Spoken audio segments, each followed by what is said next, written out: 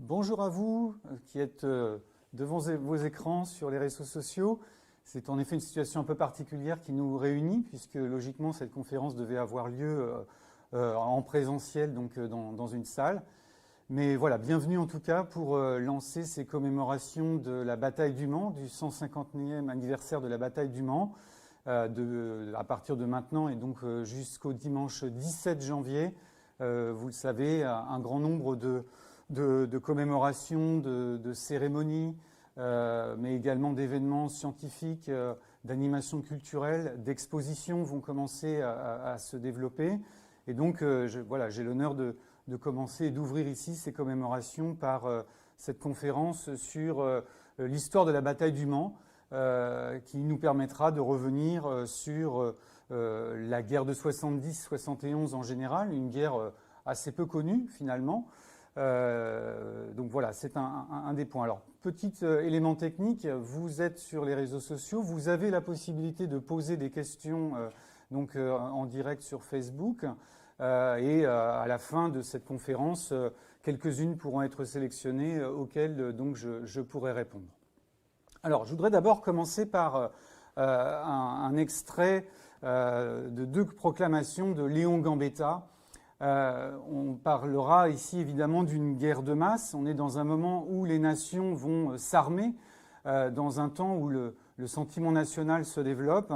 Et au moment où Gambetta arrive à Tours, ayant quitté Paris assiégé, donc début octobre 1870, il lance une première proclamation le 9 octobre en demandant à tous de se réunir derrière la République. La République fait appel à tous pour cette guerre à outrance. Le terme est lancé. Et donc c'est en effet la situation dans laquelle va se trouver la France à partir de ce moment-là. Le 30 octobre, il s'adresse aux citoyens et il invite à poursuivre le combat en disant « Nous jurons de ne jamais nous rendre. Tant qu'il restera un pouce du sol sacré sous nos semelles, nous tiendrons ferme le glorieux drapeau de la Révolution française. Notre cause est celle de la justice et du droit. L'Europe le voit, l'Europe le sent. Prouvons par des actes que nous voulons, que nous pouvons tenir nous-mêmes l'honneur, l'indépendance, l'intégrité, tout ce qui fait la patrie libre et fière. » Guerre à outrance, armement de la nation, résistance finalement face à cette invasion allemande, eh bien c'est finalement le contexte que je vais pouvoir aborder aujourd'hui et dans lequel je vais chercher à vous montrer en quoi cette guerre de 1870 est une étape vers les guerres de masse que l'on connaîtra au XXe siècle, la Première et la Deuxième Guerre mondiale, en quoi, évidemment, la bataille du Mans illustre cette situation. Donc deux temps dans cette conférence. Un premier temps qui permet de brosser le tableau général et qui permet donc de présenter les causes de cette guerre de 1870-71 sur lesquelles je pourrais revenir et sur lesquelles les travaux récents ont apporté des éclairages neufs.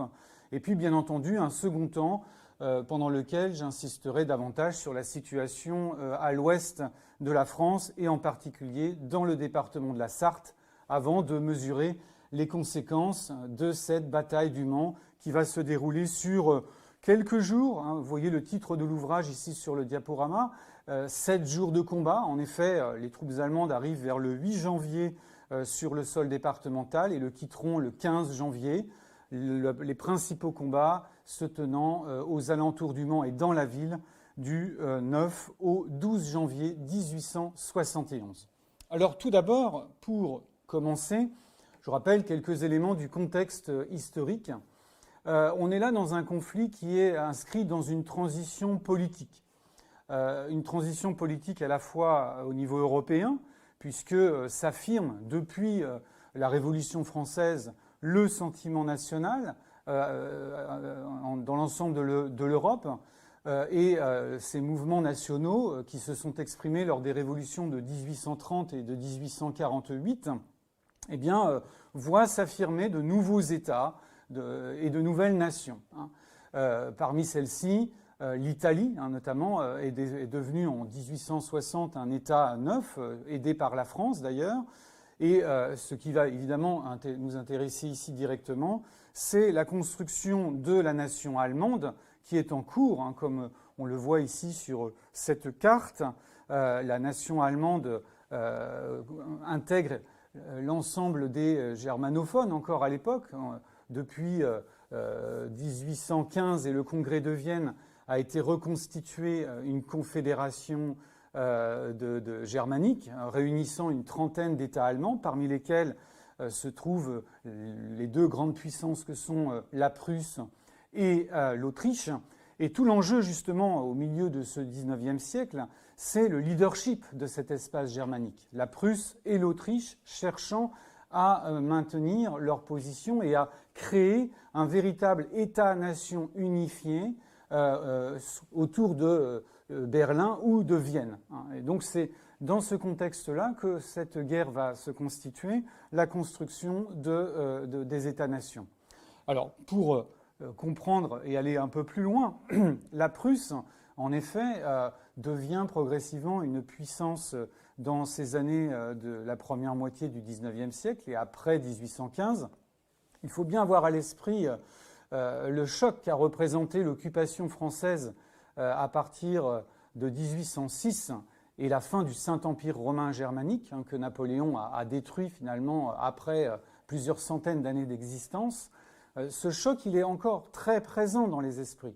Je vous donne un simple exemple. Si vous regardez la décoration qui est la croix de fer, sur la croix de fer qui est donc créée dans ces années 1860 et qui sera décernée en 1870, vous avez sur le revers la date de 1813, c'est-à-dire la date du soulèvement du peuple, des Allemands, hein, en tant que nation, contre la France, hein, et qui va déterminer ici un des éléments de l'apparition du sentiment national allemand, hein, élaboré dans les années donc 1806 à 1813. Donc la Prusse devient, à partir de ce moment-là, un État qui va véritablement chercher à construire son leadership sur cet espace germanique, en mettant en place notamment une union douanière dès 1834, hein, le Zollverein, et puis à l'occasion également d'un certain nombre de guerres, à partir de 1860, cette dynamique est engagée.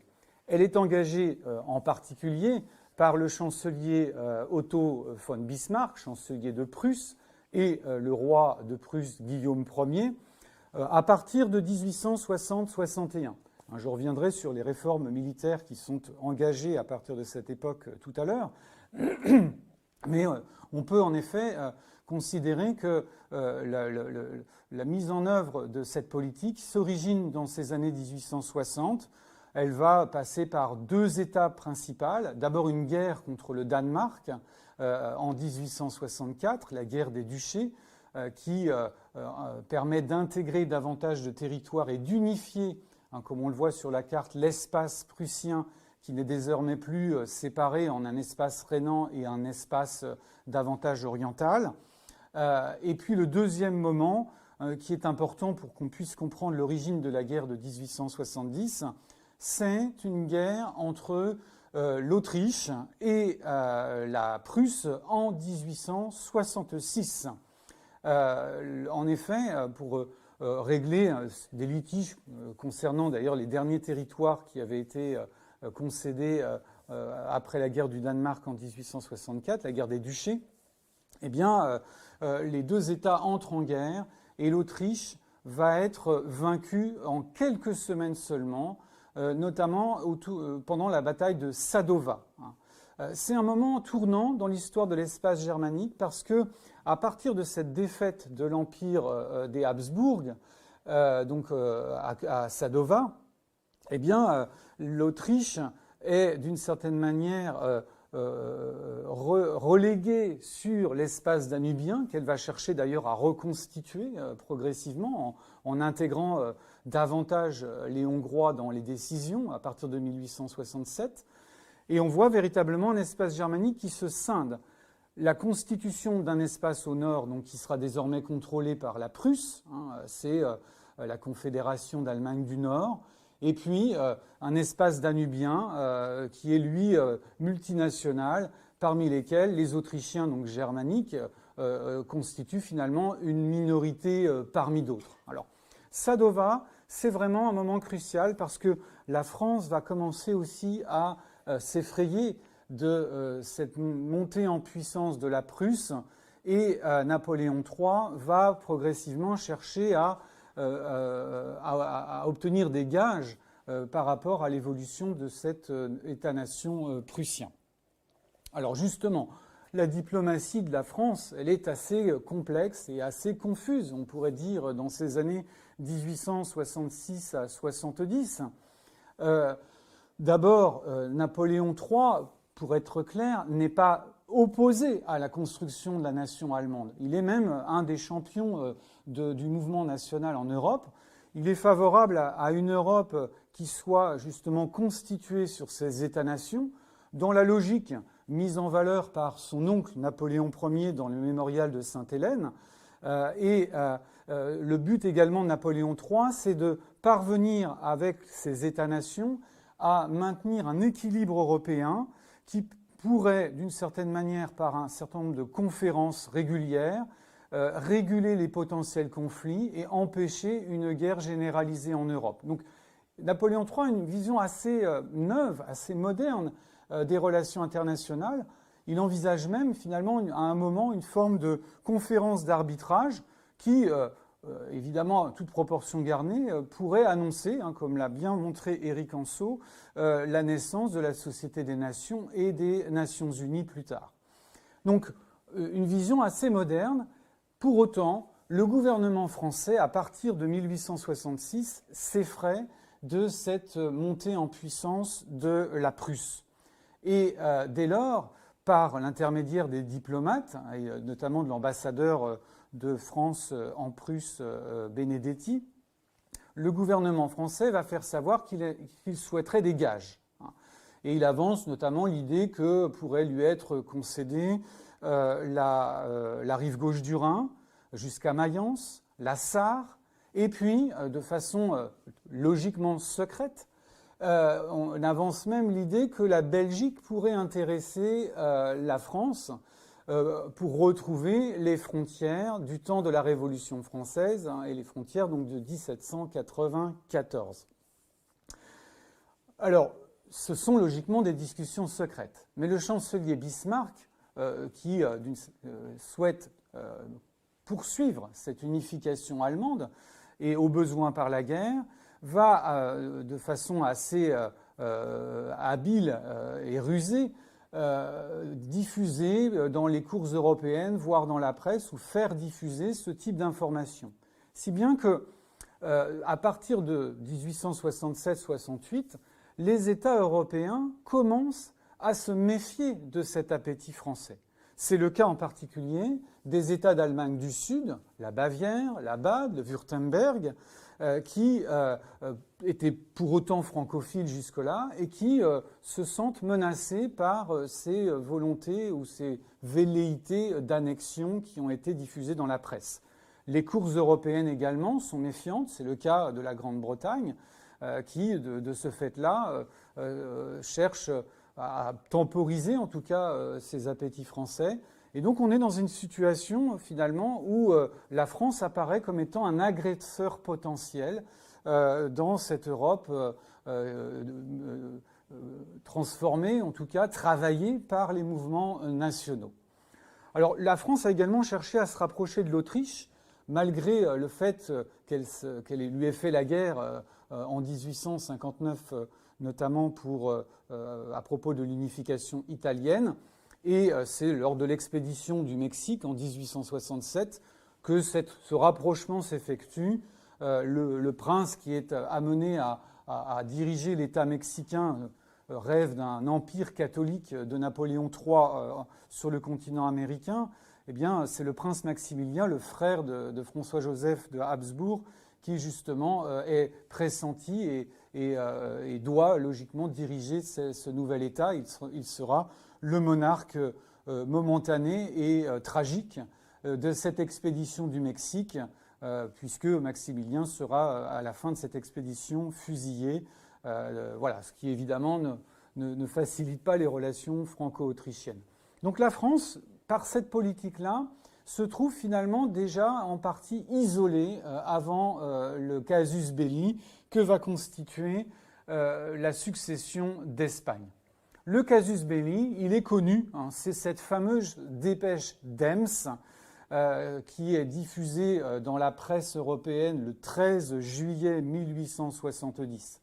Alors, revenons sur ce texte et sur ce casus belli particulier. Que se passe-t-il au mois de juin-juillet 1870 ? Eh bien, tout d'abord, l'Espagne se trouve depuis 2 ans sans monarque et la noblesse espagnole cherche un prince pour diriger donc le pays. Ils vont proposer ce trône à un prince prussien qui est un cousin de Guillaume Ier de Prusse. Il s'agit de Léopold de Hohenzollern-Sigmaringen, qui n'a pas sollicité spécifiquement cette place. Et je précise bien d'ailleurs que Bismarck, dans cette affaire, n'a aucune responsabilité. On dit souvent que Bismarck, on le lit encore en tout cas, avait pu donner ce nom au Cortés espagnol. Ce n'est pas la réalité, hein, c'est véritablement l'Espagne qui propose ici cette candidature. Bon, qui va finalement plutôt gêner à la fois le royaume de Prusse et ce prince lui-même. Dès le 5 juillet, dans un discours extrêmement belliqueux, le ministre des Affaires étrangères français donc le comte de Gramont, va lancer comme une sorte d'ultimatum finalement à la Prusse, en estimant qu'il est inconcevable pour la France qu'elle soit à la fois menacée donc sur ses frontières de l'Est par la Prusse, mais également sur ses frontières pyrénéennes par l'Espagne. On se retrouverait dans ce cas dans une situation similaire à celle de la France du XVIe siècle, encerclée par les territoires contrôlés par Charles Quint. Donc c'est inenvisageable pour le gouvernement français. Ce discours belliqueux effraie les cours européennes et assez rapidement, des tractations, des négociations se font au sein du gouvernement prussien et le 12 juillet, le prince Léopold von Hohenzollern renonce finalement à cette candidature. Tout aurait pu s'achever là. Mais le gouvernement français va se montrer intransigeant. Et le ministre des Affaires étrangères, en accord avec l'empereur et le chef de gouvernement, Émile Ollivier, vont demander à l'ambassadeur Benedetti de rencontrer le roi de Prusse en lui demandant une attestation écrite en quelque sorte de cette renonciation. C'est l'image que vous avez sous les yeux. L'ambassadeur va rencontrer donc Guillaume, ou demande en tout cas à le rencontrer une première fois, c'est chose faite, et puis dans un second temps, eh bien, il estime que l'affaire est réglée, ce roi de Prusse, et il va considérer qu'il n'est pas utile de recevoir l'ambassadeur de France, Benedetti. Donc, le récit de cette entrevue va être adressé à Bismarck sur le texte que vous avez sous les yeux.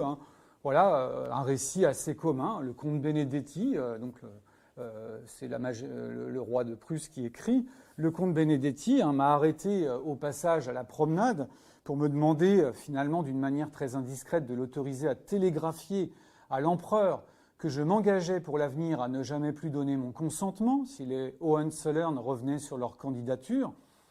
Je finis par refuser assez sévèrement, attendu qu'on ne devait ni ne pouvait prendre de pareils engagements à tout jamais. Je lui dis naturellement que je n'avais encore rien reçu, et puisqu'il était par la voie de Paris et de Madrid informé plus tôt que moi, il voyait bien que mon gouvernement était de nouveau hors de cause. Donc Sa Majesté a reçu depuis une lettre du prince. Comme Sa Majesté avait déjà dit au comte Benedetti qu'elle attendait des nouvelles du prince, elle a résolu sur la proposition du comte Eulenburg et la mienne de ne plus recevoir le comte Benedetti à cause de sa prétention et de lui faire dire simplement par un aide de camp que Sa Majesté avait reçu du prince confirmation de la nouvelle que Benedetti avait déjà eue de Paris et qu'elle n'avait plus rien à dire à l'ambassadeur. Voilà le texte principal. Bismarck va résumer cette dépêche et va la transmettre ensuite dans les différents médias, dans les agences de presse. Et les éléments changés sont en blanc ici sur le diaporama. Vous voyez progressivement comment le discours va changer, notamment sur cette réception de l'ambassadeur. Depuis, l'ambassadeur français a encore adressé à Ems, à Sa Majesté, la demande de l'autoriser à télégraphier, et Sa Majesté le roi a refusé de recevoir encore l'ambassadeur et lui a fait dire par l'aide de camp de service que Sa Majesté n'avait plus rien à communiquer à l'ambassadeur. Bon. Le texte diffusé par l'agence Wolf lui-même va encore aller plus loin et c'est celui-là qui va être transmis dans les presses européennes par l'agence Havas et dans la presse française. En étant plus discutable, je dirais, sur les termes utilisés, vous les voyez également, l'ambassadeur de France a exigé à Sa Majesté l'autorisation, alors que c'est évidemment un discours beaucoup plus diplomatique qui a été utilisé. Et puis surtout, la dernière phrase, Sa Majesté le roi a refusé de recevoir encore une fois l'ambassadeur et lui a fait dire par l'adjudant de service que Sa Majesté n'avait plus rien à lui communiquer. Faire recevoir un ambassadeur d'une puissance étrangère par un adjudant de service, c'est évidemment une forme de camouflet. Et c'est ainsi que l'opinion publique en France et les membres du gouvernement vont prendre ce texte-là, cette diffusion, avec finalement un sentiment d'humiliation extrêmement important. Dès lors, les choses s'emballent. L'opinion publique dans la rue manifeste à Paris en particulier, demande le vote des crédits de guerre, demande une réponse, en tout cas ferme par rapport à la Prusse. Et dès le 15 juillet 1870, les députés, avec pour autant un certain nombre de discussions préalables demandées par les républicains, les députés républicains qui sont présents dans cette assemblée depuis 1868, eh bien, les députés, globalement, vont voter les crédits de guerre. Les républicains, d'ailleurs, ont demandé toutes les pièces diplomatiques pour avoir une vision claire sur l'événement que le gouvernement a refusé de leur donner. C'est cela qui met le feu aux poudres et dès le 19 juillet, Napoléon III, sous l'influence de ses ministres et en particulier de l'impératrice aussi, va déclarer la guerre à la Prusse, les opérations de mobilisation commençant à ce moment-là. Dans la rue, à Berlin comme à Paris, ce sont des manifestations véritablement nationales et nationalistes qui sont lancées au cri de « à Berlin » ou de « à Paris », des manifestations qui d'ailleurs sont largement circonscrites aux capitales et qui sont relativement peu importantes, voire même inexistantes dans le reste du pays.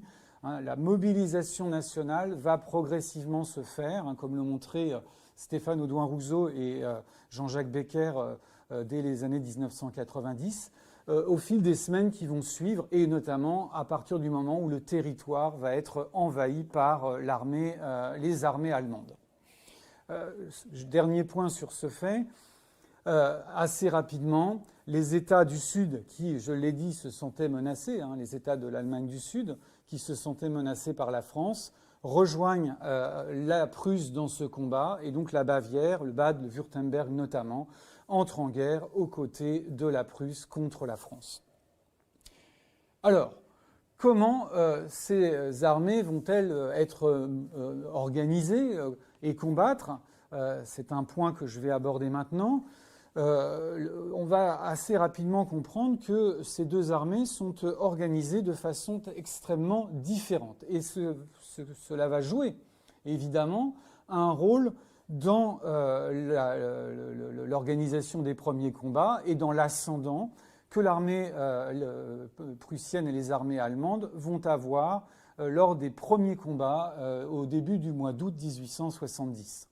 même si le chef d'état-major, c'est bien connu, le maréchal Leboeuf, estime qu'il ne manque pas un bouton de guêtre, eh bien en réalité, cette armée française est en cours de transformation et n'est pas au même niveau d'organisation que l'armée prussienne. Alors, je reviens rapidement sur justement ces deux armées afin que l'on comprenne bien comment, en quelques semaines, la France va être vaincue par la Prusse et les États allemands.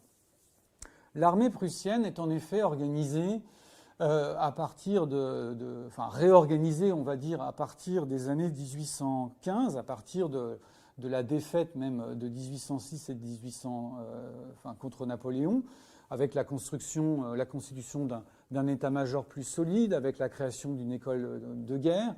Mais c'est surtout à partir de 1861 que cette armée est fondamentalement réformée, avec la mise en place de ce qu'on va appeler le modèle prussien, qui vise à mobiliser en cas de guerre et à former des soldats de telle manière à réagir extrêmement rapidement en cas de guerre sur le territoire européen. Cette armée prussienne, elle se fonde sur des périodes qui sont faites par les soldats engagés donc, dès leur plus jeune âge. Il y a donc une conscription mise en œuvre à partir donc, de 1861 avec donc un service personnel qui dure 3 années, qui va donc permettre de former une grande partie de la jeunesse à partir de l'âge de 20 ans. Ensuite, le soldat formé revient à la vie civile, mais il reste dans la réserve pendant 4 années. Et puis au bout de ces 4 années, il est versé dans une armée territoriale, la Landwehr, qui est en charge éventuellement, en cas de conflit ou de difficulté intérieure, d'assurer l'ordre sur le territoire. Donc vous voyez, service personnel, réserve, territoriale. Ce modèle-là, c'est finalement celui qui va être mis en œuvre dans la plupart des armées européennes, hormis les armées anglo-saxonnes, l'armée britannique en particulier, dans le dernier tiers du XIXe siècle.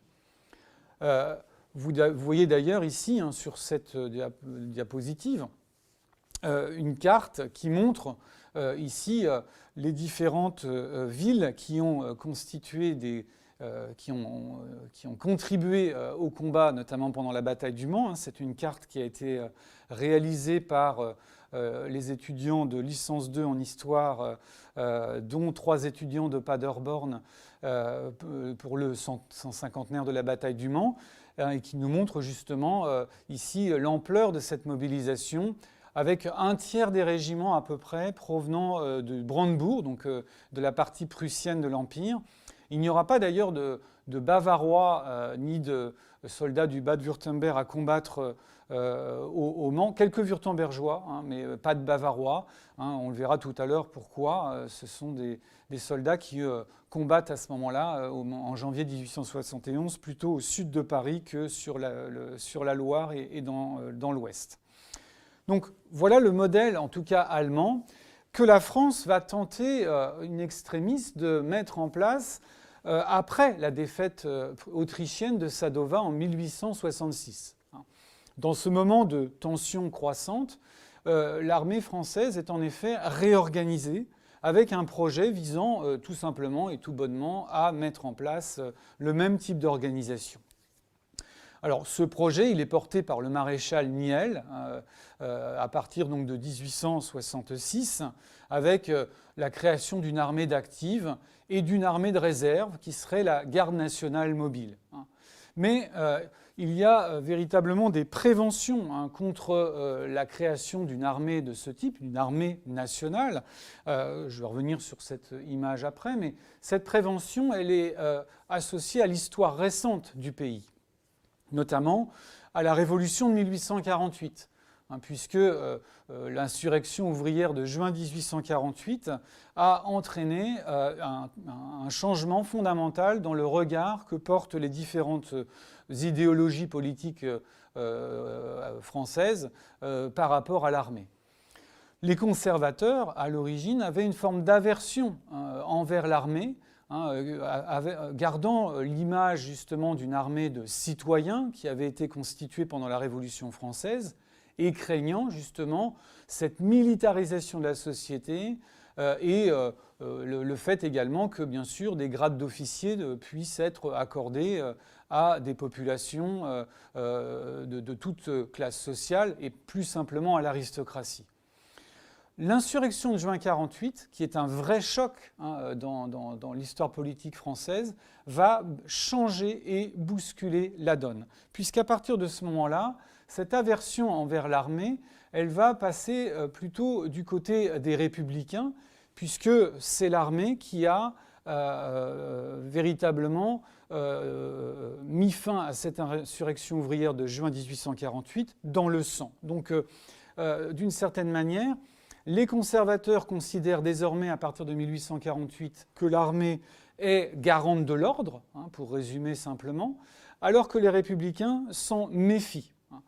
Je mets à part Gambetta, qui, pour autant, n'est pas tout à fait d'accord avec ce point de vue. Dans le programme de Belleville de 1868, qui est donc sa circonscription, c'est l'avis des citoyens qui l'ont élu qui est pris en compte, donc ce rejet d'une armée nationale. Gambetta le met sur son programme tout en étant beaucoup plus nuancé sur la disparition d'une armée permanente. En revanche, les libéraux, qui depuis la Révolution française exaltaient le citoyen volontaire dans le combat, eh bien, cette idée du volontaire, elle va être justement reprise progressivement par les républicains, et en particulier, comme on va le voir, au moment de la guerre de 1870, lorsque les combats vont se reprendre. Donc, la loi de 1868 de Niel est une sorte de mélange, finalement, entre ce qui existait, une armée professionnelle, et ce qui existe finalement, ou ce qui est mis en œuvre en Prusse. On est en gros à la croisée des chemins, c'est-à-dire que le gouvernement français décide de conserver une armée professionnelle, créer une garde mobile qui pourrait être mobilisée en cas de guerre, avec des hommes qui pourraient être formés en temps de paix. Pour autant, c'est une réforme encore récente. 1868, ça fait un an et demi, disons, qu'elle est en vigueur, ce qui veut dire que la majorité de ces gardes nationaux n'ont pas été formés. Au moment où le choc va intervenir, on a donc face à face une armée prussienne extrêmement organisée, extrêmement bien formée, qui va d'ailleurs se mobiliser très rapidement, et une armée française encore majoritairement constituée de soldats professionnels et de mobiles qui sont mobilisés donc, au cours de l'été 1870 et que l'on réunit fort difficilement, puisque c'est une mobilisation plutôt chaotique qui fait que l'armée française va arriver quasiment, on pourrait dire presque en retard sur la frontière. Alors tout cela entraîne évidemment la situation que l'on va connaître assez rapidement, c'est-à-dire l'écrasement de cette armée impériale. Les premiers combats interviennent assez rapidement, dès le début du mois d'août 1870, entre le 6 et le 9 août, et déjà l'armée française est vaincue. Il n'y a pas d'ailleurs de stratégie véritablement pensée par l'état-major français, outre défendre les frontières. Il y a une incursion faite dans la Sarre, mais qui ne va pas aller bien loin. En revanche, du côté allemand, le chef d'état-major, von Moltke, envisage d'avancer rapidement à l'intérieur du territoire français pour notamment s'emparer, bien sûr, le plus vite possible de la capitale ou menacer Paris. Donc les armées sont avancées d'ailleurs de façon très groupée et le but est de créer une force, un coup de boutoir pour justement avancer en territoire français le plus rapidement possible. Et ça fonctionne. Les batailles perdues de Wissembourg, notamment au début de la guerre, puis de Wörth, vont obliger l'armée de l'Est à se réfugier progressivement sur Nancy, et puis une partie également de l'armée à Metz, où elle va, sous la direction du maréchal Bazaine, progressivement se fortifier et rester sur cette citadelle. Une deuxième armée de secours est organisée sur le camp de Châlons, donc dans la Marne, et c'est elle qui vise, qui progressivement va essayer de reprendre l'offensive. Elle est avec une stratégie assez étonnante, puisque cette armée est envoyée d'abord vers le nord, dans le but progressivement de redescendre la Meuse vers Metz, en espérant que Bazaine à Metz fasse mouvement vers elle pour justement reconstituer les troupes. Donc une stratégie un peu improvisée qui va mener au désastre assez rapidement, puisque l'armée donc, de Châlons remonte vers Reims puis Rethel. Elle rejoint la Meuse et elle va être encerclée dans la nasse de Sedan au début du mois de septembre 1870. Et ce sera évidemment l'une des plus grandes défaites de l'armée française dans son histoire, le 2 septembre 1870, malgré les combats et la résistance farouche, en particulier des marsouins, des soldats d'infanterie de marine, donc à Bazeilles, donc au sud de la ville. Eh bien, l'armée française est totalement encerclée. Et au soir du 2 septembre 1870, l'état-major et Napoléon III décident de la capitulation de cette armée. Donc c'est une force considérable, c'est la moitié de l'armée française de l'époque, à peu près 130 000 hommes, qui sont ainsi soit tués, blessés ou mis en captivité. On a plus de 75 000 prisonniers. Et l'empereur lui-même est captif, est prisonnier de guerre. On le voit ici remettre son sabre, ou en tout cas, il va garder son sabre ou son épée, mais rencontrer dans les faubourgs de Sedan le roi de Prusse, Guillaume Ier. Le chef de gouvernement, le chef d'État, Napoléon III, est donc fait prisonnier à partir de ce moment-là. La défaite de Sedan, c'est un choc. Elle est connue à Paris le lendemain, 3 septembre, et elle va évidemment entraîner un basculement politique important, un tournant, puisque dans la foulée, eh bien, le gouvernement impérial va s'effondrer. Alors, juste avant d'évoquer ce point, on doit noter, bien sûr, que dans la mémoire collective, l'histoire du Second Empire, la figure de Napoléon III, va être fondamentalement marquée par la défaite. Et cela, je dirais, même dans l'historiographie française, jusqu'aux années 1980-90. À l'époque déjà, vous voyez que les pièces de monnaie sont transformées en présentant ce Napoléon III prussien, Sedan étant martelé sur les pièces de monnaie. Et donc l'image négative, la légende noire de l'Empire se structure et se met en place à partir donc, de cette défaite de Sedan. Alors la République va poursuivre la guerre. Et pourquoi parler et utiliser le mot République, puisque je pense que beaucoup d'entre vous le savent. Le 4 septembre 1870, la foule va envahir l'Assemblée nationale et autour notamment des députés républicains, un mouvement se lance d'abord pour proclamer la déchéance de l'Empire. L'impératrice Eugénie fuit d'ailleurs Paris au cours de ces journées.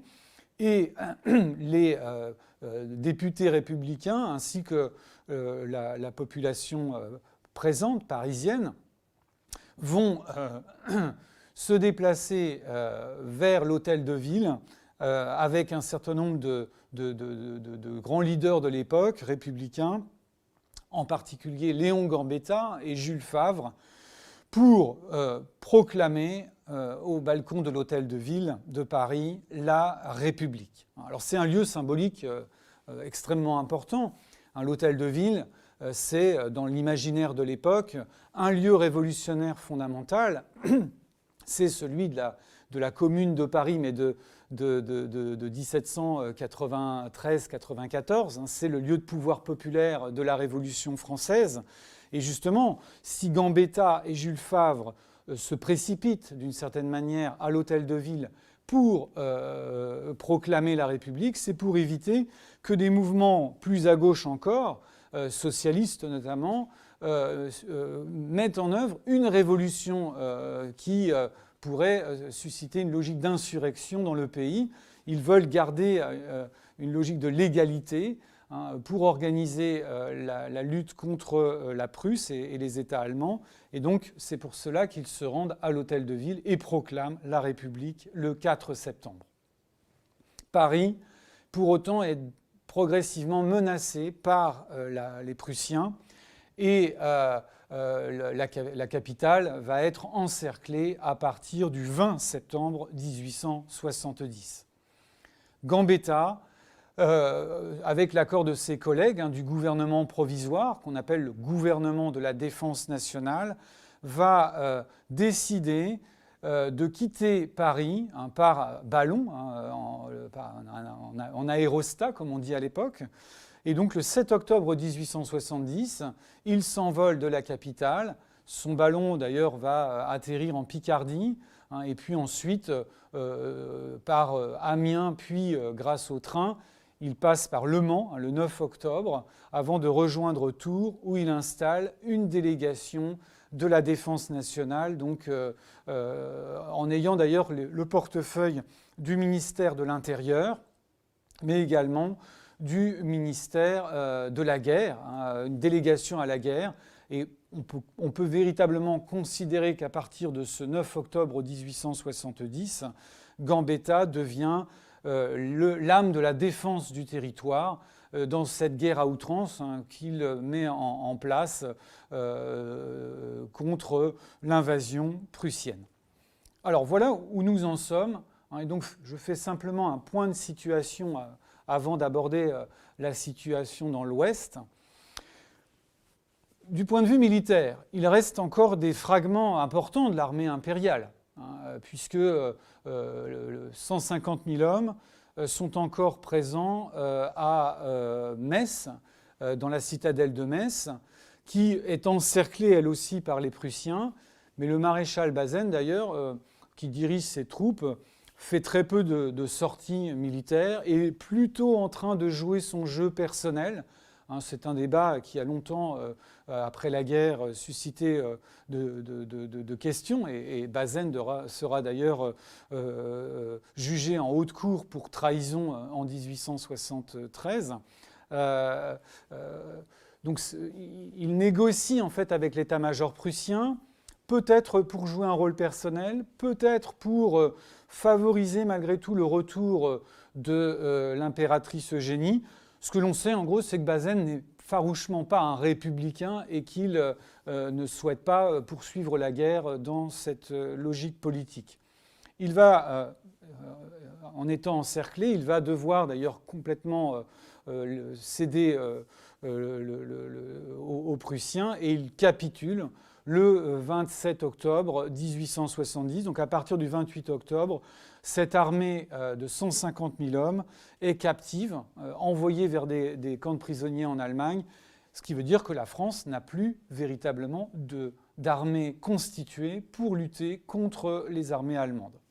D'autres sièges sont en cours, le siège de Strasbourg, le siège de Paris, qui a commencé le 20 septembre, je le disais.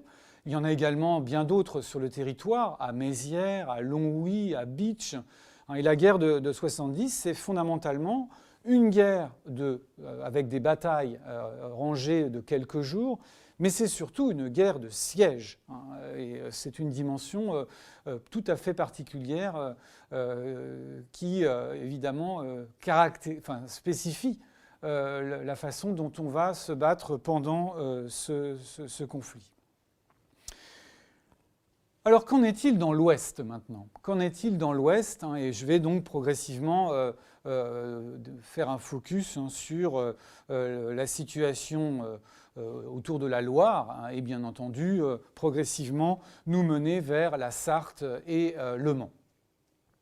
Je l'ai dit en introduction, je l'ai rappelé à l'instant, le but de Gambetta, c'est fondamentalement de mener une guerre à outrance et faute désormais d'armée professionnelle, il faut, dans l'urgence, créer, organiser une armée de masse, hein, une armée populaire, et c'est ce qu'il va tenter de réaliser. Alors, ce qu'il a à l'esprit, clairement, et c'est ce qui est présent évidemment dans les représentations et l'imaginaire des républicains de l'époque, c'est la Révolution française. C'est la levée en masse de 1792, hein, au moment de l'invasion également de la France par les armées prussiennes, donc pendant la Révolution française.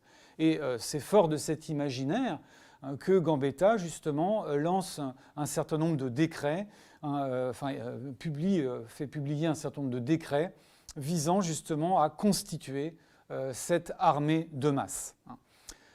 Alors, outre les gardes nationaux dont j'ai parlé et qui sont progressivement formés, instruits depuis l'été 1870, est créée donc en octobre une garde nationale mobilisée, constituée à l'origine de volontaires, mais à partir du 2 novembre, Gambetta va intégrer dans ce recrutement tous les hommes célibataires, veufs ou sans enfants, de 21 à 40 ans. Donc on est là vraiment dans une logique de mobilisation, pas encore générale, comme ce sera le cas en 1914, mais d'une mobilisation massive des hommes pour combattre l'armée prussienne. Pour vous donner une idée, en 1870, au total, ce sont 1 600 000 hommes qui vont être mobilisés sur le territoire français. On en aura bien plus pendant la guerre de 14-18, 8 500 000, sur une population française d'ailleurs à peu près similaire, autour de 36-37 millions d'habitants. Mais c'est déjà une mobilisation extraordinairement importante. Si l'on compare à l'armée impériale de Napoléon Ier, au moment où elle a été le plus importante et sur l'ensemble des théâtres européens, avec donc des recrues européennes, l'armée napoléonienne en 1812 a pu compter jusqu'à 700 000 hommes. Vous voyez qu'ici, 1 600 000 soldats français vont être mobilisés face à environ 1 200 000, 1 300 000 soldats allemands. Des hommes qui proviennent de partout, véritablement, des volontaires, et cet appel est lancé jusqu'au Mans. Vous avez ici un exemple justement de l'appel à tous les hommes de cœur, lancé depuis la préfecture de la Sarthe, et notamment pour créer une légion des éclaireurs de l'Ouest. Vous aurez parmi ces troupes des francs-tireurs dans la Sarthe, dans beaucoup de communes, des francs-tireurs de Mamers, de La Ferté-Bernard. Vous avez également, bien sûr, un régiment qui est déjà constitué pendant l'été ou qui se constitue progressivement à partir d'août 1870. C'est le 33e régiment de mobiles de la Sarthe qui va combattre dès l'automne 1870. On voit ici son drapeau déchiré, et d'ailleurs cette déchirure a été réalisée lors du combat de Saint-Jean-sur-Erve en Mayenne le 15 janvier 1870, pour protéger d'ailleurs le drapeau et éviter qu'il soit pris à l'ennemi dans ce combat. Le 33e mobile, c'est environ 3500 hommes qui sont plutôt bien armés. Ils ont des chasse-peaux, c'est-à-dire une arme très récente qui est efficace environ à 200 mètres avec un tir précis et qui peut tirer 7 à 15 balles par minute, donc beaucoup plus précis et rapide que le fusil Dreyse qui est utilisé par les Prussiens. Ils ont cette chance d'être bien armés, ce qui ne va pas être le cas, on le verra, de la majorité des mobiles et des mobilisés. Imaginez quand même que Gambetta, notamment sur la Loire, réunit à peu près 600 000 hommes. 600 000 hommes qui vont être plus ou moins bien armés. Je reviendrai tout à l'heure sur la constitution de ces troupes. Les armes utilisées, ce sont des armes qui sont donc assez modernes, et on est justement dans une guerre qui est en train de se transformer. D'abord, du point de vue des communications, le train est utilisé de façon assez courante pour transporter les troupes pendant la guerre de 70. Vous avez des transports de vivres d'ailleurs qui seront évacués au moment de la bataille du Mans vers Laval, à peu près 1000 wagons évacués donc vers Laval. On voit apparaître des armes nouvelles, l'ancêtre de ce qu'on appelle les mitrailleuses. C'est le cas donc de ce canon à balles du type de Réfi qui a été modifié par l'inventeur Amédée Bollée, dans la Sarthe. Donc Amédée Bollée, celui qui inventera dans les années qui suivent les toutes premières automobiles à vapeur, comme l'Obéissante, joue un rôle dans cette guerre. Il était allé observer dans les années 1865, en 65, les armées américaines pendant la guerre de sécession. Il avait observé ce type d'arme et donc il perfectionne ce canon à balles pour favoriser notamment son refroidissement. Donc c'est une arme qui peut tirer jusqu'à à peu près 150 à 200 balles à la minute et qui devient extrêmement vulnérante face à des troupes, quelles qu'elles soient, cavalerie ou bien entendu infanterie. Elle est plutôt mal utilisée, à vrai dire, du point de vue stratégique à l'époque. On sait de toute façon qu'elle est utilisée notamment dans l'armée de la Loire. Autre innovation, ce sont les communications. Et par communication, vous allez avoir bien entendu le rôle de l'aérostation, puisqu'à partir du moment où Paris est assiégé, la ville est coupée des communications. Le train ne fonctionne plus, la poste non plus. Et donc c'est par la voie des airs que les différentes dépêches ou les lettres et courriers vont être diffusés. Alors, pas simplement avec des sacs de courrier, mais également avec les premiers microfilms. Et c'est un Sartois, René Dagron, d'Allière-Beauvoir, qui a créé dans les années 1859-60 des microphotographies qui peuvent être inscrites sur un petit film de 3 cm et envoyé par pigeon voyageur vers sa destination. Ces petits microfilms peuvent comprendre jusqu'à 100 000 dépêches qui sont envoyées ainsi et qui permettront donc au gouvernement de Paris de recevoir des informations de la délégation de Tours. Donc voilà un aspect en tout cas novateur et moderne de cette guerre qui à la fois stratégiquement est fort mal organisée, mais qui utilise ici des techniques de façon un peu aléatoire, mais des techniques qui annoncent les guerres techniques du XXe siècle. Alors quant aux hommes, j'évoquais ces hommes à l'instant. La carte que vous avez sous les yeux nous montre d'ailleurs la très grande complexité de la réunion de ces hommes sur l'armée de la Loire et sur la Loire. Cette carte a été réalisée donc, pour le 150aire par des étudiants de licence 2, aidés par des étudiants de master en histoire donc, de l'Université du Mans.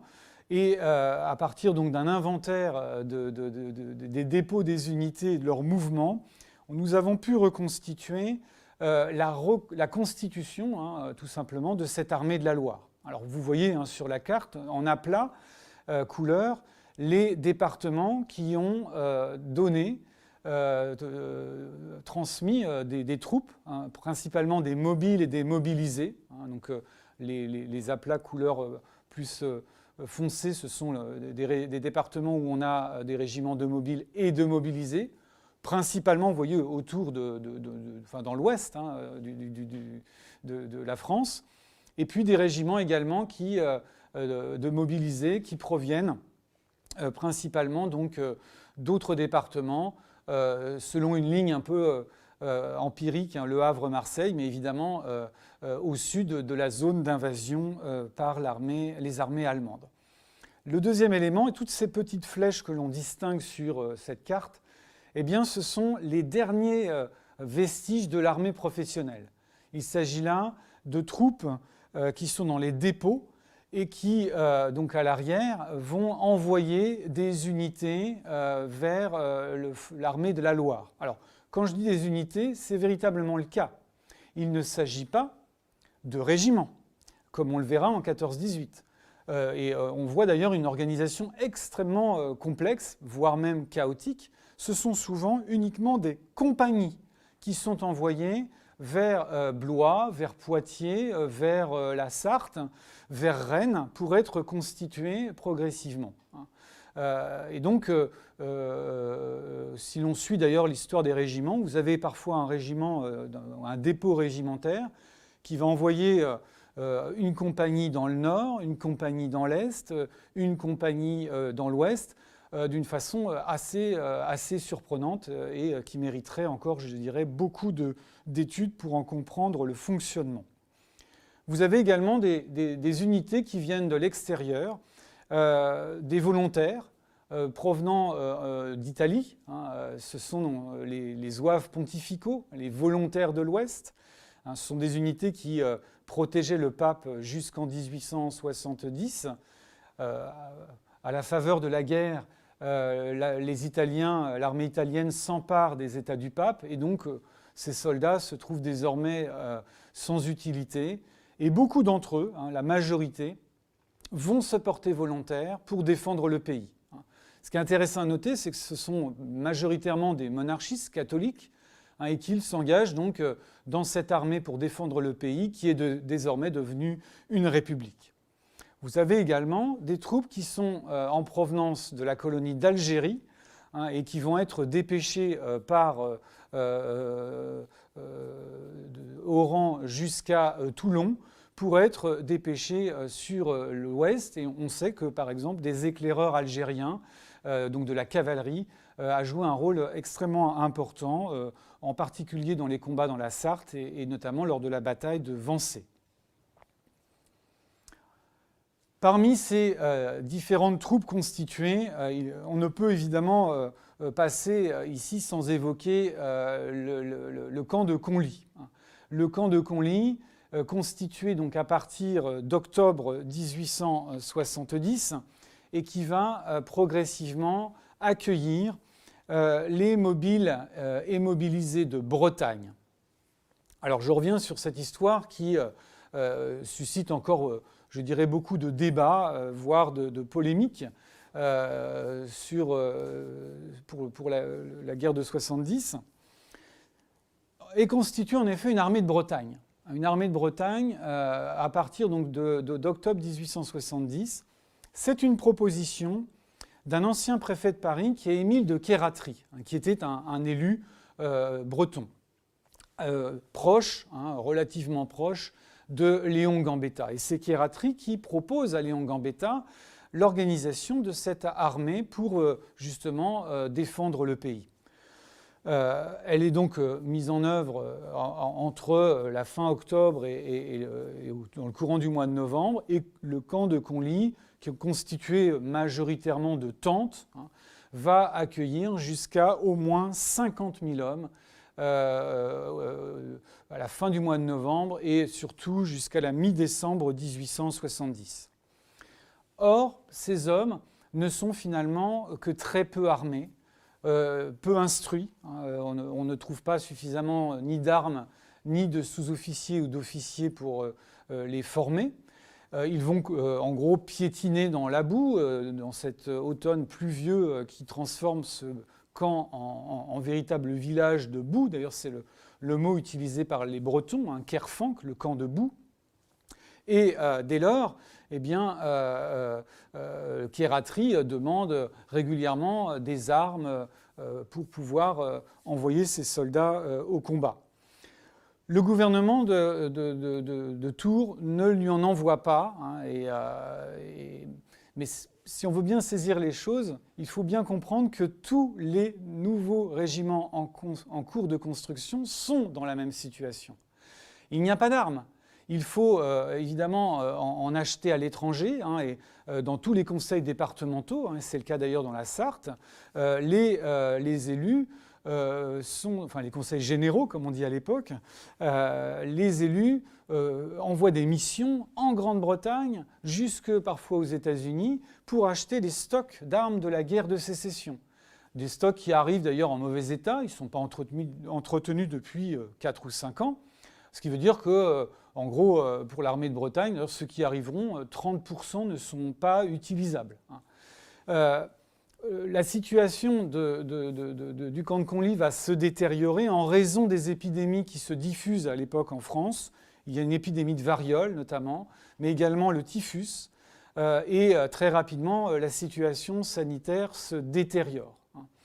Donc, à partir du 15 décembre, Gambetta, alerté par la démission d'ailleurs d'un médecin du camp de Conly, va décider la progressive évacuation de ces soldats vers la Bretagne. Parmi ces 60 000 hommes, ce sont environ 12 000 d'entre eux qui pour autant seront dépêchés au Mans et qui vont combattre dans la bataille du Mans. Alors, était-ce un abandon politique ?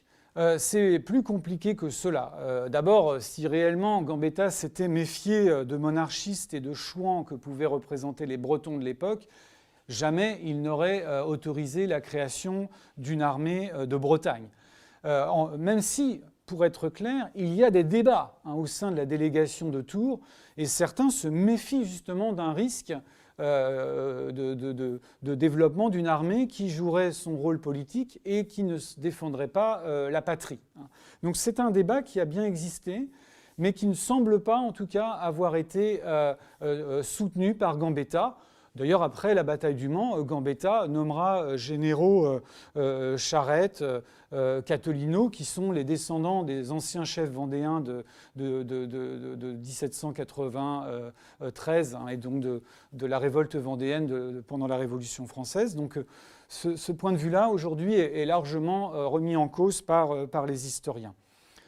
Est-ce que ce fut un massacre délibéré ? On lit beaucoup sur Internet des sites qui mettent en valeur cette idée, voire même qu'il y aurait eu un génocide breton. Clairement, ce sont des allégations qui sont totalement absurdes et qui ont été construites à partir des années 1930 par les mouvements régionalistes bretons. On les retrouve aujourd'hui beaucoup sur les sites. Massacre, ça impliquerait une intention. Il n'y a pas eu d'intentionnalité, en tout cas que des hommes meurent dans ce camp de Conly, c'est une évidence. Le bilan actuel est à peu près de 143 morts de la variole. Sans doute le chiffre est-il plus important, mais on se retrouve là dans des statistiques qui sont à peu près les mêmes que dans les autres camps de mobilisés. Il y a 11 camps en France, ce sont à peu près les mêmes chiffres. Donc voilà, en gros, pour faire le point sur cette affaire, et je reviendrai sur les Bretons dans les éléments suivants. Alors, la stratégie de Gambetta, maintenant, que ces troupes sont réunies, 600 000 hommes sur l'ensemble du territoire. On a, du côté de l'armée de la Loire, à peu près 200 000 hommes réunis à partir donc, du mois de novembre 1870, en particulier autour d'Orléans. La stratégie de Gambetta, elle est claire et elle est relativement simple. Si vous regardez cette carte, vous voyez bien que, donc Paris étant encerclé, le but du gouvernement de la défense nationale va être de créer des mouvements convergents vers la capitale, depuis le nord, où est constituée également une armée dirigée par le général Faidherbe, et le sud de Paris, avec une armée donc, constituée autour d'Orléans, donc l'armée de la Loire, commandée d'abord par le général de la Motte Rouge, puis par le général d'Aurelle de Paladine, et enfin par le général Chanzy, pour une deuxième armée de la Loire. J'y reviendrai dans un instant. L'idée est donc de faire converger ces deux armées vers Paris, en associant ce mouvement avec des sorties, donc des sorties de l'armée de garde mobile qui se trouve à Paris, puisque vous avez à Paris environ 270 000 gardes mobiles qui sont capables de combattre et de éventuellement tenter de percer l'encerclement prussien. Beaucoup d'hommes, là aussi, peu instruits, mal armés. En gros, sur ces 230 000 hommes, vous en avez 20 ou 30 000 qui sont fondamentalement en capacité de combattre réellement, étant instruits. Beaucoup sont armés sans pouvoir réellement savoir comment œuvrer tactiquement. Voilà la stratégie engagée, et c'est donc un mouvement qui va être progressivement, bien sûr, lancé à partir d'Orléans. Donc, au moment où se constitue cette armée, les troupes allemandes vont progressivement aussi converger depuis Paris et depuis l'Est vers la Loire.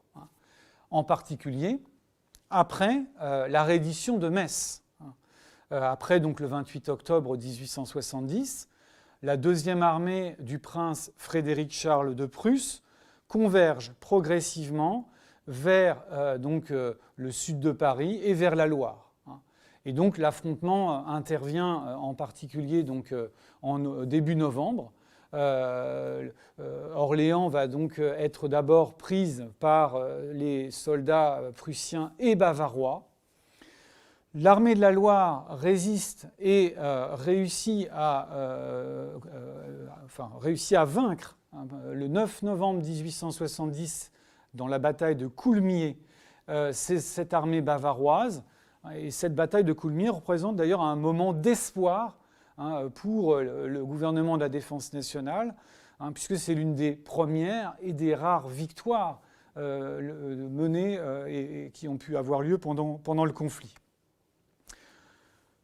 Malheureusement, la victoire n'est pas transformée par une poursuite véritablement de cette armée bavaroise et des Prussiens, parce qu'on manque de cavalerie et la cavalerie n'est pas employée.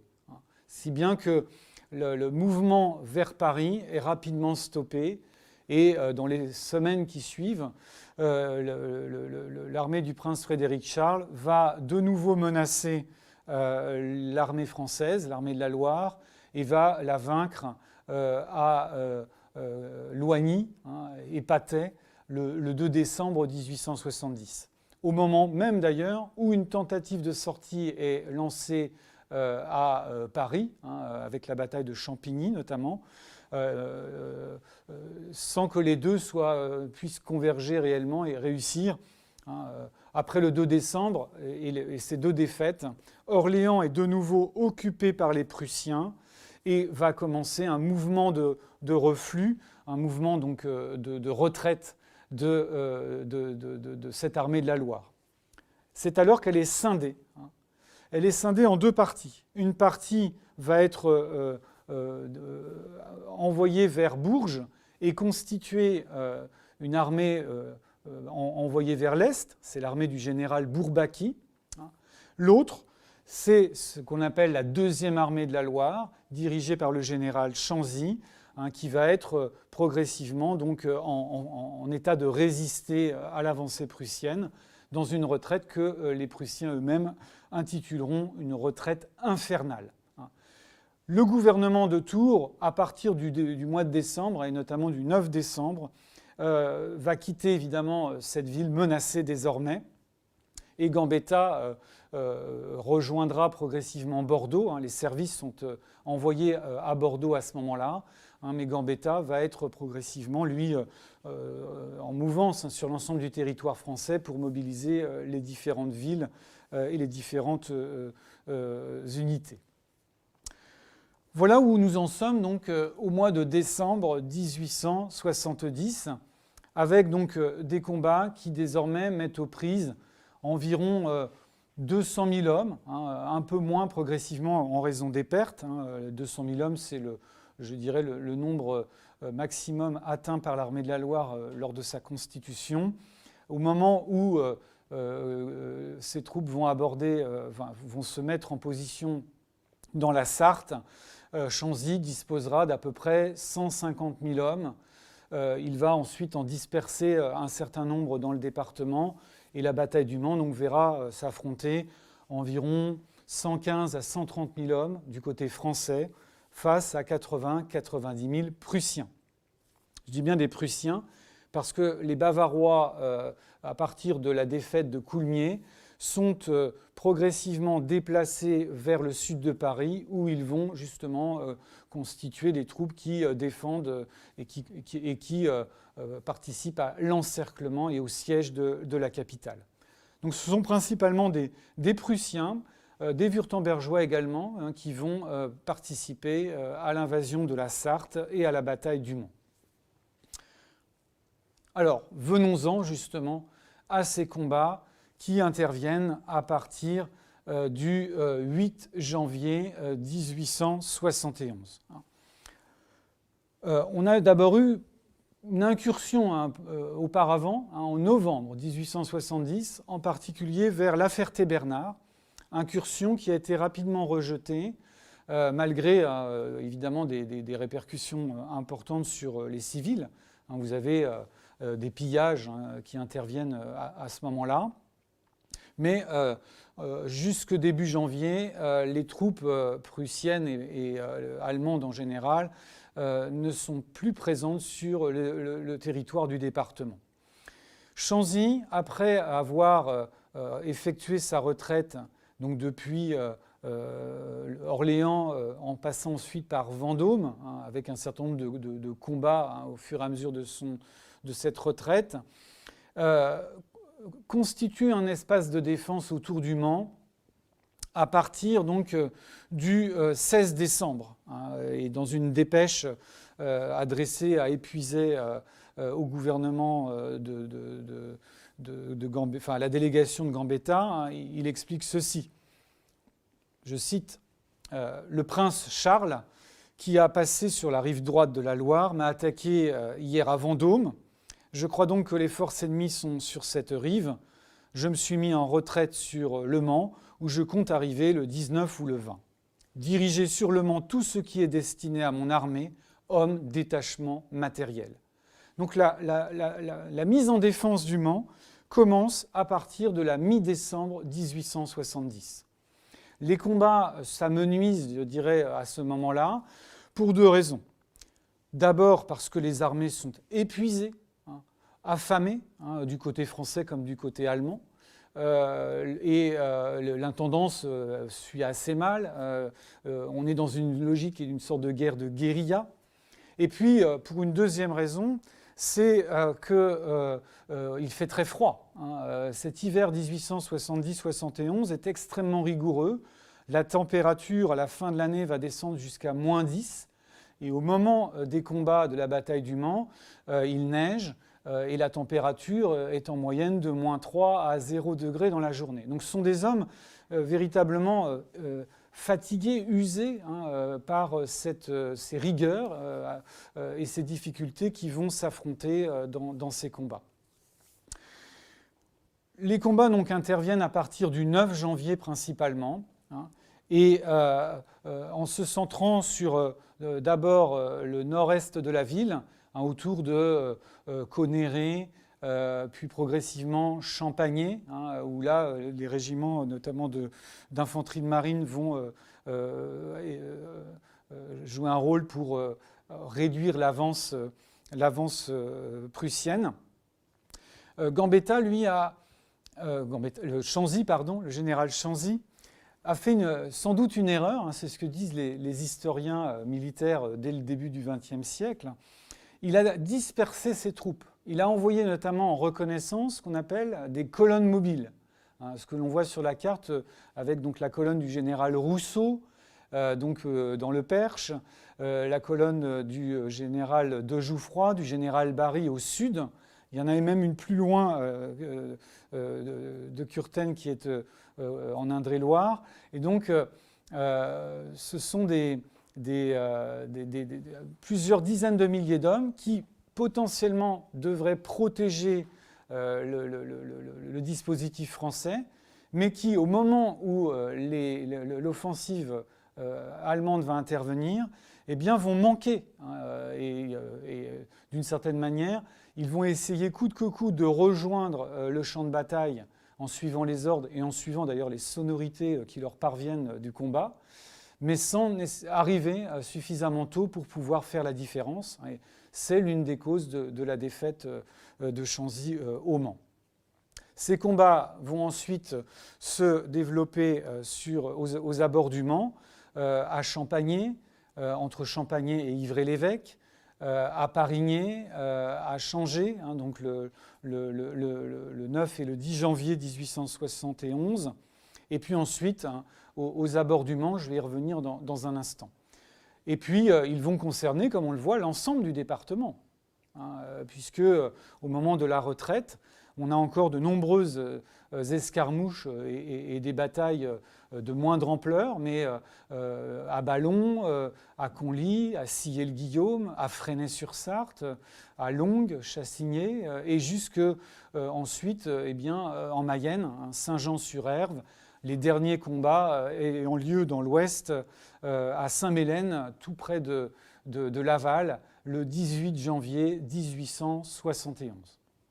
Alors, je reviens sur les autres combats qui interviennent, quelques images ici, sur ceux de Parigné-l'Évêque, donc qui ont lieu donc, le 10 janvier 1871, avec des combats extrêmement rudes, des bombardements importants. La commune de Parigné va recevoir plusieurs centaines d'obus entraînant des destructions importantes. Généralement, à l'époque, les combats s'amenuisent la nuit, et les batailles ne durent pas nécessairement d'ailleurs plus d'1 ou 2 journées. Donc on est là dans une bataille qui, malgré tout, reste assez longue. Et sur 3-4 jours, c'est relativement long à l'époque. Je le disais, ça s'amenuise la nuit. Ce n'est pas le cas ici, notamment dans la nuit du 10 au 11 et du 11 au 12 janvier. Vous avez des combats nocturnes, donc sans évidemment éclairage autre que celui de la lune. Les soldats comme le mobile de la Sarthe, Denis Erard, racontent justement le fait qu'ils tirent un peu à l'aveugle, sans savoir s'ils vont pouvoir toucher l'adversaire. Il y a des combats à la baïonnette en pleine nuit. Et donc on est vraiment dans une rudesse et dans une guerre à outrance, clairement présentée ici par ces caractéristiques de combat. Parmi les moments importants de la bataille, il intervient bien sûr celui du 11 janvier 1871, puisque l'une des positions clés, c'est la position du plateau d'Auvour, qui se situe entre Champagné et Ivry-l'Évêque. Ce plateau, il a une importance stratégique. C'est tout simplement qu'il tient la route de Paris. Donc celui qui tient Auvour tient la route de Paris et peut relancer l'offensive en direction de Paris. Dans l'après-midi du 11 janvier, les troupes françaises vont flancher et refluent en se débandant vers Ivry-l'Évêque. Et donc le général Goujard, qui commande à ce moment-là sur cette partie du champ de bataille, va réunir autant qu'il le peut tous les hommes qui sont autour de lui, notamment des zouaves pontificaux, les volontaires de l'Ouest, mais également des mobiles des Côtes du Nord, donc des Bretons, qui venaient du camp de Conly, mais également aussi un bataillon d'un régiment de marche. Et il va lancer à peu près 2000 hommes à l'assaut pour récupérer ce plateau d'Auvour, ce qu'il réussit finalement à faire. Ce sont environ 2000 hommes qui sont lancés dans cet après-midi. Cette charge va devenir un moment un peu héroïque de cette défaite, et va illustrer dans les années qui vont suivre un exemple de la glorieuse défaite de 1870, immortalisé cet événement par le peintre Lionel Royer, qui était lui-même un zouave pontifical. Lionel Royer, pour en dire quelques mots, mais il y a une exposition que vous pourrez, je l'espère, visiter dans les musées du Mans dès qu'ils pourront rouvrir. Lionel Royer, c'est un jeune homme de 17 ans à l'époque. Et il a vraisemblablement assisté et participé à cette bataille. On n'en a pas la preuve, mais il participe en tout cas à toute la retraite aux côtés de ses camarades des volontaires de l'Ouest. Et donc, en 1874, il présente au Salon de Paris cette œuvre présentant donc, le général Goujard, l'assaut, et donc le plateau repris par les chasseurs, les mobiles de Côte du Nord et les zouaves pontificaux. Alors, Goujard aurait lancé ses hommes en disant en avant, pour Dieu et pour la patrie, le salut de la patrie l'exige. Alors, c'est une phrase intéressante à disséquer, si je puis dire. Goujard, c'est un républicain, c'est un marin. Il était capitaine de frégate avant la guerre. Il a été nommé général à titre provisoire. C'est donc un proche de Gambetta. Il dirige là des hommes, zouaves pontificaux, qui sont monarchistes, qui sont catholiques. Et donc, cette phrase-là a été largement mise en valeur ensuite pour présenter une forme d'union nationale pour le pays. Alors, j'avais retrouvé, moi, dans mes recherches, il y a quelques années, dans le fond de la Société historique et archéologique du Maine, une lettre écrite par un sous-lieutenant qui a participé à cette charge d'Auvour. C'est le sous-lieutenant Albert Bonvalet, 24 ans à l'époque, et qui, le 27 janvier, écrit à sa mère ceci. « Sur les 3 heures, nous voyons les pentes d'Auvour se couvrir de fuyards, mobiles et lignards, sans sac, sans fusil, sans képi, dégringolant les flancs du coteau. Alors, tous les officiers présents, suite évidemment à la mobilisation entraînée par le général Goujard, donc tous les officiers présents, en montant le coteau, poussent le cri si connu chez nous, en avant, à la baïonnette. Et nos zouzous, donc les zouaves, comme à la parade, font volte-face et continuent cette charge infernale qui doit durer jusqu'à la mort. À 7 heures du soir, nous étions maîtres du plateau, mais à quel prix ? En effet, alors le chiffre n'est pas certain du nombre de morts, mais au moins un tiers des hommes qui se sont lancés sur le plateau d'Auvour sont tués lors de cet assaut en quelques minutes. Donc une charge extrêmement importante. La bataille va finalement être perdue, puisque les Prussiens vont réussir une percée au sud du Mans, au sud de Pontlieu, au lieu-dit La Tuilerie. Alors pour vous donner une indication de l'endroit où cela se trouve aujourd'hui, on est très près de l'actuel circuit du Mans et de l'aéroport. Et donc c'est sur le long du chemin aux bœufs, qui existe toujours, que les soldats prussiens vont réussir à percer. Alors, la défaite a été attribuée à l'époque aux Bretons, aux mobilisés de Bretagne, qui tenaient cette position. Les travaux menés il y a 100 ans, les travaux qui ont été menés il y a 100 ans, eh bien, montrent que les mobiles qui étaient bien présents, mais qu'ils avaient en fait commencé à réduire le combat donc, à la tombée de la nuit, qu'ils s'étaient légèrement retirés de leur position et qu'ils ont suivi également les ordres d'officiers de marche qui donnaient l'ordre de la retraite, si bien qu'au moment où les brandebourgeois s'emparent de la position, eh bien, ils n'y trouvent plus personne. Donc il n'y a pas eu de débandade des Bretons. Ce qui a laissé cette idée, ce sont 2 dépêches envoyées au soir de la bataille par le Gambetta, suite aux informations données par Chanzy. Une dépêche avait annoncé que les Bretons, justement, avaient participé, comme les zouaves pontificaux, à la reprise du plateau d'Auvour. Cette dépêche, pour des raisons que d'ailleurs Gambetta ne parviendra pas à expliquer lors de la commission d'enquête à la fin de l'année 71, n'a jamais été diffusée à l'échelle nationale. En revanche, la deuxième dépêche, qui annonce la défaite du Mans en raison de la débandade des Bretons, eh bien, elle va être diffusée à l'échelle nationale. Et cela, c'est clairement une information qui va être un vrai camouflet en Bretagne et qui, pendant fort longtemps, a suscité des traces traumatiques et une sorte de défiance envers la République, en tout cas dans les années de la fin du XIXe siècle. À partir du moment où la percée est menée, les troupes entrent dans la ville et vous avez encore des combats importants le 12 janvier dans la ville elle-même, autour de la gare principalement, mais également place de la République, jusqu'à l'actuel pont Gambetta qui s'appelait le pont Napoléon.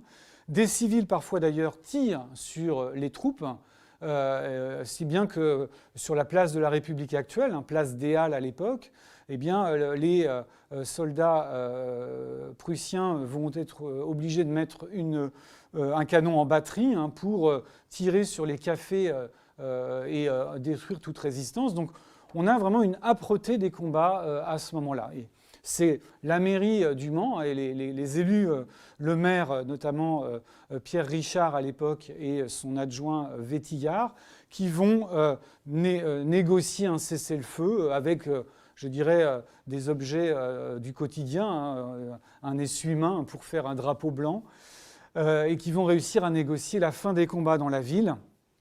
Dès le début de la journée, le 12 janvier, Gambetta a donné l'ordre de la retraite et donc progressivement, les troupes françaises refluent au nord de la ville et vont se lancer vers Laval. Pour conclure, un petit bilan de cette bataille. Était-ce une bataille décisive ? Le bilan humain est important.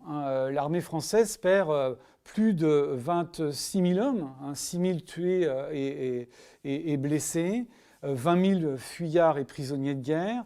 L'armée prussienne, beaucoup moins, entre 2100 et 3200 hommes sont tués et blessés.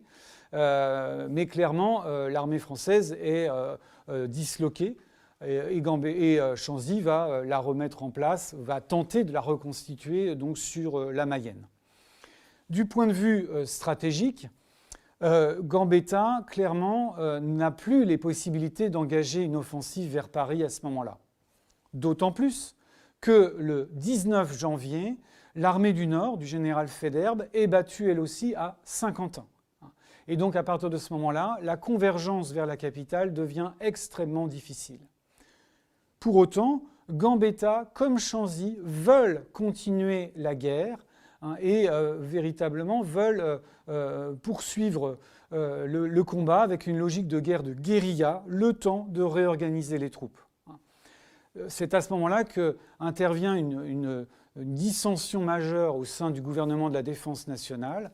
Certains ministres, notamment Jules Favre, ministre des Affaires étrangères, et d'autres hommes comme Adolphe Thiers, qui a eu une mission diplomatique, vont considérer qu'il faut faire la paix, qu'il faut négocier. Et c'est cette position-là qui va l'emporter. L'opinion publique, d'ailleurs, est favorable à la paix. Et donc, à partir de la fin janvier, des négociations sont engagées. Et le 28 janvier, un armistice est signé. Gambetta s'y oppose, veut continuer le combat, et il sera de plus en plus isolé et amené à démissionner le 6 février 1871. La dernière conséquence, et je terminerai sur ce point-là, ce n'est pas d'ailleurs directement lié à la bataille du Mans, mais d'une certaine manière peut-être la défaite des armées françaises y contribue. Le 18 janvier 1871, dans la galerie des glaces du palais de Versailles, est proclamé le Deuxième Reich, l'Empire allemand, par le chancelier de Prusse Bismarck. Les États allemands du Nord sont désormais inscrits dans la construction d'un deuxième empire qui fait suite au premier empire, donc le Saint-Empire romain germanique. Et donc c'est la conséquence principale de la défaite de 1870-71. On peut parler désormais d'Allemagne, puisque existe un État-nation allemand dont la Prusse est évidemment le leader principal. Et puis du côté français, bien sûr, la conséquence principale, c'est la perte de l'Alsace et de la Moselle, qui sera sanctionnée par la signature du traité de Francfort le 10 mai 1871. cette perte constitue pour la nation française un traumatisme profond qui va, pour les décennies suivantes, empoisonner littéralement les relations entre les deux États. Et après 2 guerres mondiales, il faudra attendre 1963 réellement pour que commence une véritable réconciliation franco-allemande. Je termine sur un point important, c'est que les commémorations que nous allons mener au Mans donc dans les jours à venir s'inscrivent dans cette logique, et avec notamment la représentation de l'ambassade d'Allemagne lors des commémorations lundi prochain, le 11 janvier, eh bien, cette réconciliation sera à nouveau mise en valeur. L'idée étant que nos deux États et nos deux peuples regardent ensemble aujourd'hui cette histoire passée, conflictuelle, pour justement construire la paix d'aujourd'hui. Merci à vous de votre attention et donc rendez-vous pour les prochaines conférences ou en tout cas pour les différents événements de ce 150e de la bataille du Mans.